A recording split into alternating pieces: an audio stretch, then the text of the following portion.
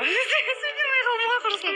Енді біз сөйлесіп араласып жүрміз ғой, бірақ сезім пайда. Сіз көзіңізге жас кеп тұр ма, әлде маған солай көрініп тұр ма? Жоқ, ешқандай жас келіп тұрған жоқ. Барлығы жақсы. Диана ханым, махаббатым кеп тұр деші көзіме. Қарсы емессіз бе? Қарсы емеспін.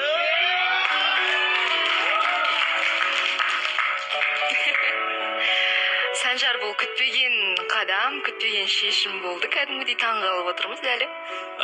Бұнда қатысушылар көріп отырсыздар ғой. Бұл жерде біз бір-бірімізге сезіміміз бар деп айтып отырған жоқпыз.